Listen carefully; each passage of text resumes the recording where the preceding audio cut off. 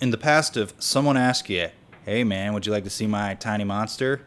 You'd probably have one of two responses: run away or say, but of course, sir, because you knew they were talking about a powerful flashlight line from Nitecore.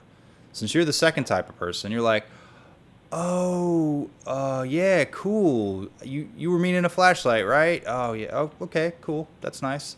So take, for example, Nitecore's recently upgraded version of the Tiny Monster Light, the TM16, or now we call it the TM16GT. The main difference between the TM16 and the TM16GT is that the TM16GT takes longer to say and sacrifices about 400 lumens from the highest mode to add an additional 300 meters of FL1 rated throw. So now you have a 3600 lumen flashlight that throws 1003 meters. So let's test this monster and see if it stacks up to what Nitecore claims. Okay, so you have 4 XPL high intensity emitters up front instead of the standard TM16's XML2s. The high intensity emitters are a cool white output LED from Cree that lacks the dome, which improves throw but reduces lumen output slightly. So here's the graphic from another Nitecore video showing the difference side by side: a domed regular emitter and a high intensity de-domed emitter. So anyway, there's, the glass coated lens up front, the aluminum anodized body. There's no battery carrier in it, which is cool. It's just, it's got the grooved slots so the batteries fit in nicely. And yeah, it's made of the same stuff that most Nitecore flashlights are, aluminum. The TM16GT proves the term tiny is relative as evidenced by its overall size. It has a pretty massive reflector up front to accommodate all 4 of those LEDs and their own tiny reflector. And it's heavy too, and heavier with batteries, in case logic's not your strong suit. It's like your own personal searchlight for tactical dog walks, tactical night walks around the yard, or tactical, hey dude, check this out. TM16 requires the use of 4 18650 batteries. High drain batteries work best for this light, and all of my testing was done with Panasonic Sanyo NCR 18650GA unprotected button top cells. This light is cool to use unprotected cells in because it has low voltage protection. Put them in by unscrewing the battery tube cap. So make sure you note polarity. Okay, let's go over the output levels for each mode. You'll see my figures and Nitecore's side by side. Mine should be used as estimates only because I use my own DIY device. First is lower, which is actually technically the lowest mode on the light. Then you have low. Get a good look at those numbers. Then there's mid. Then you get high. You're like, that joke's getting old, bro. Then Ark of the Covenant mode, or turbo. My measured output was a bit higher than Nitecore's. Again, my estimates are estimates only and should only be used to compare them between flashlights I review. They should get you in the neighborhood though. You can see the TM16GT has a unique beam pattern because of the 4 mini reflectors. No visible PWM was observed on any mode, so it's suitable for flicker-free flashlight review photography or YouTube reviews.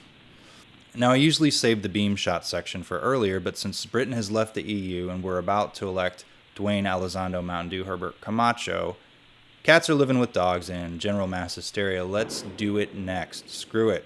You're like, dude, it's just a flashlight review. All right, sometimes I get a little excited. So here are the lights I'll be using with a nice level shot for size comparison. I know, somebody said, hey, low angles aren't a good size comparison shot. Okay, noted. The TM16GT has the biggest head of any of the lights, although it's shorter than my Ace Beam. All lights are set to their highest output level for this flashlight science comparison. This is a long distance test trying to illustrate throw and lumens. The tall part of that building is about 662 feet away, and I probably was lucky that no one called the cops on me. Anyway, first the Nitecore, which is FL1 rated at 1003 meters of throw. It's bright and throwy. There's a lumens in the hotspot and lumens in the spill, so it does a good job of throwing light and putting out side spill around you, closer to you. The Ace Beam T20 is an efficient thrower. It's only about 1400 lumens, but it still is able to use those lumens efficiently. Look closely at the building in the distance. This and the TM16GT are my 2 throwiest lights. It's important to note that just because FL1 standards are a good comparison tool to look at light specs because they're a standard, real usable throw isn't going to be quite as far. You'll have to actually look at FL1 standards to actually see what they mean by 1,000 meters of throw and how much light actually hits it. Okay, now the Bryonite B158 zooming light. Zooming lights can be made to be mostly throw or mostly spill because they have a lens. That lens concentrates the light into a pinpoint of light. This light has been modified with an XPL high emitter like the T20 and TM16GT. They all kind of have slightly different revisions of that emitter and an upgraded driver. The K40M is a big light too with a large slightly orange peel reflector. Unfortunately, its emitter, while big and it puts out a ton of light, doesn't throw well. Its heft is kind of a drawback for me. The fact is, lights that throw as far and output as many lumens as a Nitecore are usually big and heavy. They need that large reflector and a lot of batteries and mass to dissipate heat. Then there's the Noctagon. It's the least throwiest light in the whole test, but it's also the brightest light.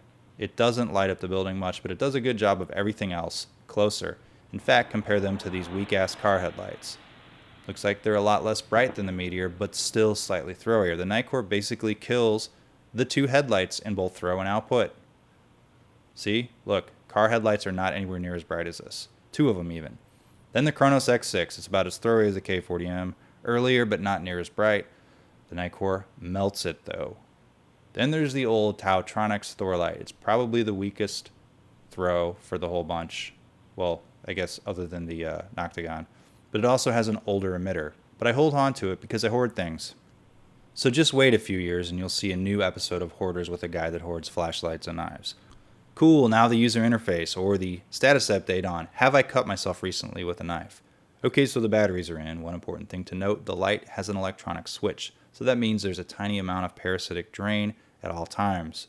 This light can't be locked out by loosening the tail cap because of the design. So either remove the batteries when not in use for extended periods of time, or do the ultra low electronic power lockout. Press and hold both buttons for more than 1 second. Then to unlock it or whatever, press and hold for more than 1 second. You can always check idiot battery power level in 3 levels by clicking the mode switch once while the light is off. 1 blink means charge those F words or batteries. 2 means it's between 10 and 50%, and 3 blinks means it's above 50%.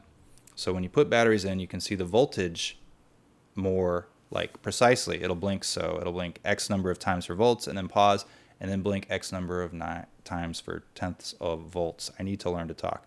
Okay, to turn the light on, press the power button. To scroll through all 5 modes, press the mode button closest to the lens. That's the mode button. They loop from low to high. When you turn the light off and back on, it will be on the last mode you use because that's called mode memory. But you didn't remember that because you don't have mode memory. So you can also shortcut to high and low while the light is off. For lower, press and hold the power button from off. I think it's like more than 1 second.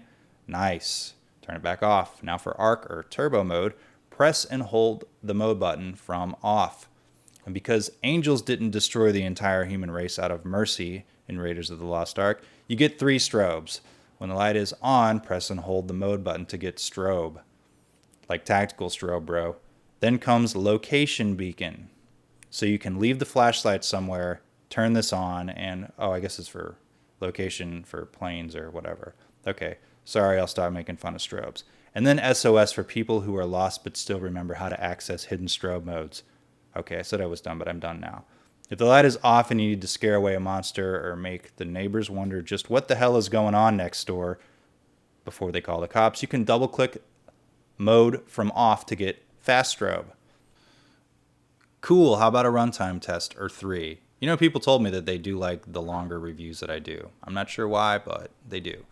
First is turbo. Turbo starts out at my estimated 4,000 lumens, drops gradually till about 7 minutes where it does a hard step down to about 1,648 lumens and remains fairly constant for 2 hours and 40 minutes. Then it starts dimming until just after the 5-hour mark where the light begins flashing, saying, hey, charge me, idiot, and then a constant high frequency strobe mode to freak you out. Telling you the battery voltage is around 2.6 to 2.8 volts per battery. Again, I was using unprotected cells and it never discharged past a safe voltage no matter how long I let it run. It is feasible the light could run longer on turbo before its 7-minute step down since it claims to have temperature regulation. I usually perform these tests at 65 to 75 degrees with no fan on them, and I probably won't change that because I don't carry a fan with me when I go flashlight walking. Then high starts out at 1768 lumens and runs fairly constantly for about 3 hours, and then gradually dims till after 5 hours, where it drops dramatically and starts flashing.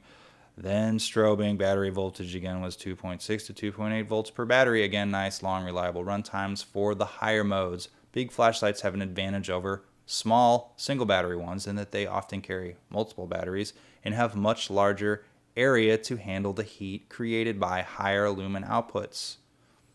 Then mid. What if watching Runtime Tests or the new paint drying or purgatory? You get about 9 hours and 25 minutes of constant light at around 700 lumens, then it will eventually start dropping before it flickers and freaks out at 11 hours. Using different batteries in different environments can yield different run times, but you knew that. And as an observation, 700 lumens is pretty nice to run as long as this light runs 700 lumens. You're like, don't smaller lights do this, bro? But per my comment in the last runtime test, yeah, single battery lights step down much faster, and the heat an emitter produces on 700 lumens is much harder to dissipate for long periods of time. Small single emitter flashlights have a hard time doing 700 lumens. But hey, who walks around for 9 hours at night with 700 lumens? Oh yeah, crazed murderers following their victims' blood trail then. They do. Why wouldn't they use a UV light? I don't know. Cool, what else? Light is waterproof and dustproof to IPX8 standards and up to 2 meters submersible for short periods of time. That does not mean it's a diving light, though. The TM16GT comes with a lanyard and a spare O-ring because also there's a standard photo video tripod mount on the back. I used it during the boring part where I showed the output levels. You're like, good thing you told me which boring part. If you like this video and like big ass powerful lights that weird out your neighbors, subscribe to this channel, like this video, and leave a comment about your light that's brighter and more powerful than this one. This light was provided by banggood.com, where you can also buy it. I'll link the light, the battery, and the charger. So thanks for watching, peeps.